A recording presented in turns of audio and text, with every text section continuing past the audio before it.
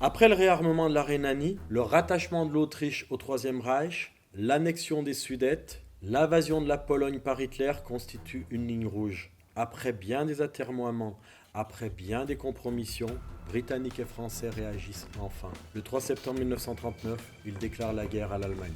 5 millions de Français sont enrôlés sous les drapeaux. La nation, forte de son empire et de ses défenses coulées dans le béton et dans le ciment comme la ligne Maginot, se sent forte, malgré des faiblesses évidentes et malgré une doctrine défensive qui s'avérera au final catastrophique. Du 3 septembre 1939 au 10 mai 1940, c'est une bien étrange guerre à laquelle on assiste. Allemands et Français s'observent, se redoutent.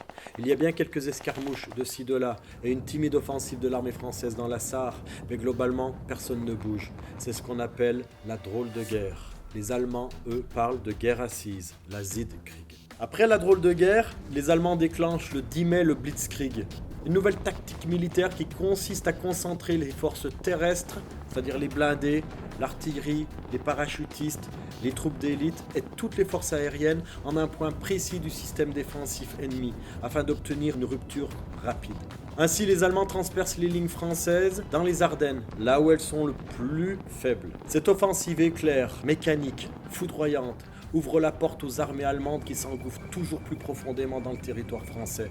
Malgré une résistance parfois acharnée et malgré de lourdes pertes par endroits, les armées alliées françaises sont balayées en quelques semaines. C'est une débâcle inouïe, sans précédent. Le 14 juin 1940, l'armée allemande défile sur les Champs-Élysées à Paris. Quelques jours plus tard, l'Italie fasciste de Mussolini déclare la guerre à cette France à l'agonie. C'est donc en vainqueur que les Allemands descendent sur Lyon sans rencontrer de résistance. Le 19 juin 1940, des colonnes blindées de la Wehrmacht arrivent à hauteur de Chasselet, où les attend la 3e compagnie du 25e régiment de tirailleurs sénégalais sous les ordres du capitaine Gouzi. Le Tata sénégalais, dans lequel nous nous trouvons, est une nécropole unique en son genre. Il nous raconte l'histoire terrible, bouleversante de 194 tirailleurs sénégalais. Alors, qu'a-t-il pu bien se passer ? Répondre à cette question, c'est bien sûr aborder l'histoire de ces hommes, mais plus largement de ceux qui composaient ce qu'on appelait la Force Noire, et encore plus largement de tous ces coloniaux venus se battre pour la France. Le 16 juin 1940, Pétain est nommé président du Conseil, c'est-à-dire chef du gouvernement, un gouvernement en déroute. Le lendemain, il demande aux armées françaises, le cœur serré, de déposer les armes, tandis que De Gaulle, à Londres, exhorte les Français à continuer le combat, posant ainsi les bases de la résistance et de la France libre. La guerre est perdue, le choc dans la population est sans égal, inouï, sans précédent. Les Allemands sont dans le Rhône. Le 19 juin, Lyon est déclarée à son tour ville ouverte. Le 22 juin, le gouvernement Pétain acte à Rotonde, dans le même wagon où fut sanctuarisée la victoire de 1918, un armistice humiliant. Si la France garde sa flotte et ses colonies, l'Alsace et la Moselle sont annexées, intégrées au Troisième Reich. La moitié nord et toute la côte atlantique sont occupées. Derrière une ligne de démarcation, une zone dite libre, dans laquelle se situe le Rhône. Les Allemands ne resteront donc à Lyon et dans sa région que quelques semaines. La France conserve le droit d'avoir une toute petite armée de 100 000 hommes pour le maintien de l'ordre. Quant à tous les soldats faits prisonniers durant la débâcle, à savoir près d'1,5 million d'hommes, ils resteront derrière les barbelés, là-bas, dans les stalags en Allemagne. Toutes les familles ou presque y ont un père, un fils, un frère, un oncle. La souveraineté du gouvernement de Pétain s'exerce sur l'ensemble du territoire, mais en zone occupée, il est stipulé que l'Allemagne exerce les droits de la puissance occupante. Les Français devront donc rendre des comptes à leur nouveau maître. De plus, la France doit verser plus de 400 millions de francs par jour, une somme colossale pour l'époque, tout ça pour entretenir l'armée qui l'occupe. Dernier point, mais non des moindres, tous les réfugiés allemands et autrichiens qui avaient fui le nazisme devront être remis aux autorités allemandes.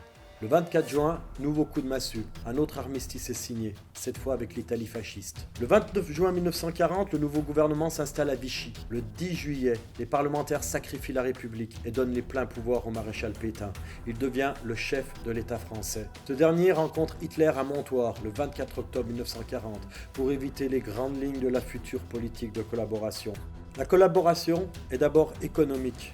Un grand pillage du pays est organisé et beaucoup des ressources agricoles ou industrielles qui sont produites sont désormais dédiées au Grand Reich. Le poids des réquisitions est très lourd. La collaboration est également dans une moindre mesure militaire, avec notamment la Légion des volontaires français et plus tard la milice. C'est peut-être sur le plan idéologique que la collaboration revêt sa forme la plus troublante. Pour les tenants du régime, la France doit accepter la suprématie des nazis et tenter de s'inscrire dans ce nouvel ordre européen en tâchant d'y trouver sa place. Elle doit de plus se débarrasser des éléments dits corrompus, ceux qu'on accuse d'être les responsables du tout récent désastre.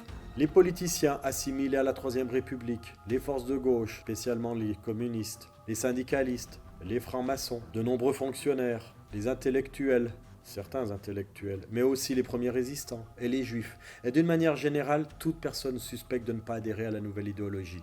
Il s'agit de redresser la maison dans le cadre de la Révolution nationale, autour de 3 principes fondateurs, travail, famille, patrie, qui remplacent le triptyque républicain de liberté, égalité, fraternité. Les juifs sont parmi les personnes les plus visées. Dès octobre 1940, un statut des Juifs est promulgué. Abolition du décret Crémieux, c'est-à-dire que les Juifs d'Algérie ne sont plus considérés comme français. Recensement général, dissolution des associations juives, à l'exception de l'UGIF. Obligation d'une mention juif sur le passeport. Interdiction d'exercer de très nombreux métiers. Limitation du droit à la propriété. Internement des Juifs d'origine étrangère, puis des Français, sur simple décision préfectorale. En zone occupée, le sort des Juifs est encore moins enviable. Expulsion, spoliation des entreprises dans le cadre des lois d'arianisation, interdiction d'avoir une radio, fortes amendes, couvre-feu, port de l'étoile jaune, arrestations et déportations de plus en plus fréquentes à partir de 1942. Les nazis, dans leur folie raciale, avaient décidé que les Juifs ne pouvaient plus vivre comme les autres, avant de leur dénier le droit de vivre parmi les autres. Dans le cadre de la solution finale, ils leur refusent tout simplement le droit de vivre. Dans ce lieu, dont il ne reste rien, si ce n'est ces quelques mots sur ces plaques, furent parquées des familles entières. Ceux qui étaient sélectionnés partaient pour les camps de la mort. Choisir le camp de Vénissieux, c'est plonger dans les abîmes de l'extermination des Juifs, mais aussi dans la terrible et épineuse question de la responsabilité des autorités de Vichy.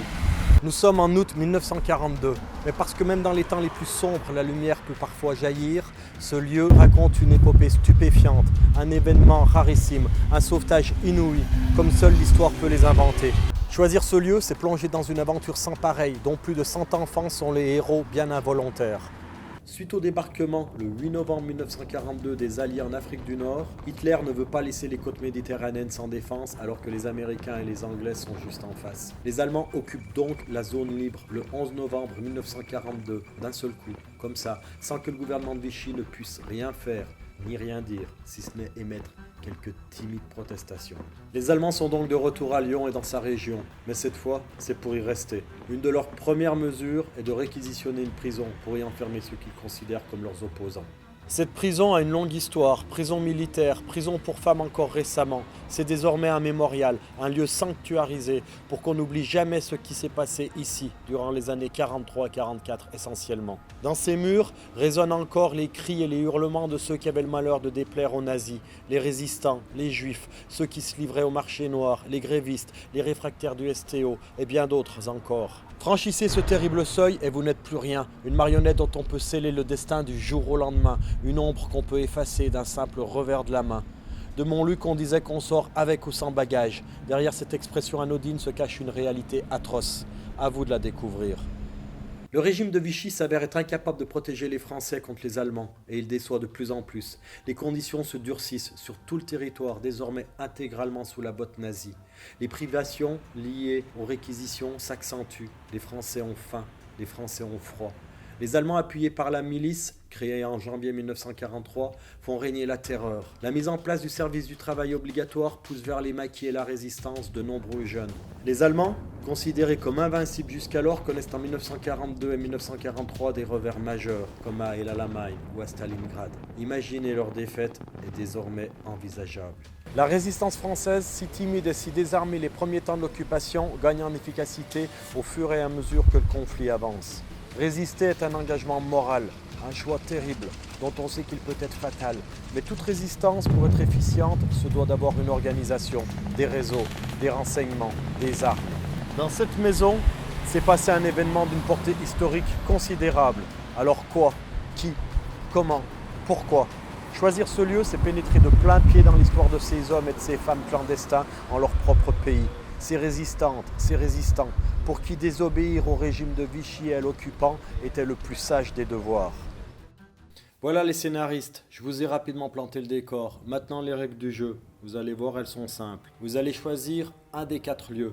Le Tata sénégalais, la prison Montluc, le camp de Vénissieux ou la maison du Goujon. Chacun de ces lieux raconte à sa façon la Seconde Guerre mondiale, la défaite de 40, la collaboration, l'État français, la résistance, les répressions, les déportations, bref, tous les constitutifs de ce passé qui ne passe pas.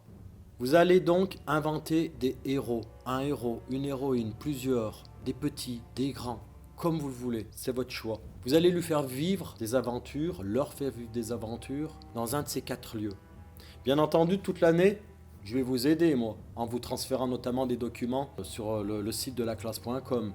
Et puis, on va échanger beaucoup. Je vais vous demander des choses par le biais de consignes, 4 consignes dans l'année. Vous allez me répondre, je vais vous répondre, vous me répondrez. Tout ça peut aller très loin. Ok ?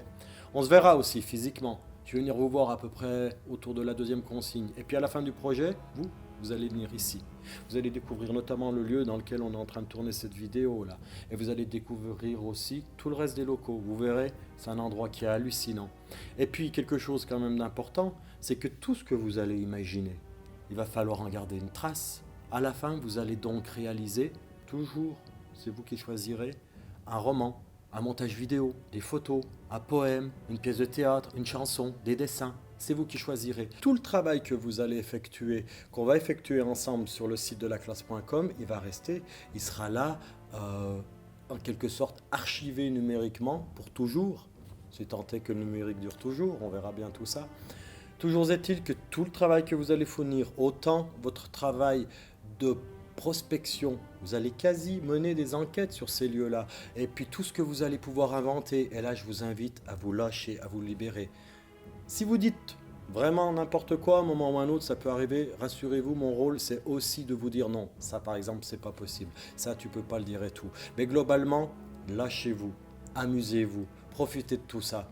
Je veux pas peut-être trop en dire, vous allez peut-être rigoler quand vous allez m'entendre vous dire ça, mais vous avez de la chance de participer à ce projet-là. Ça fait plusieurs années que je le fais, et je vous promets que c'est une manière quasi unique d'apprendre, mais tout en créant, tout en s'investissant, tout en s'appropriant des choses. J'espère qu'on va avoir plein d'échanges fructueux, j'espère qu'on prendra beaucoup de plaisir à travailler ensemble, qu'on prendra beaucoup de plaisir à se rencontrer, mais pour vous dire la vérité, j'en doute pas.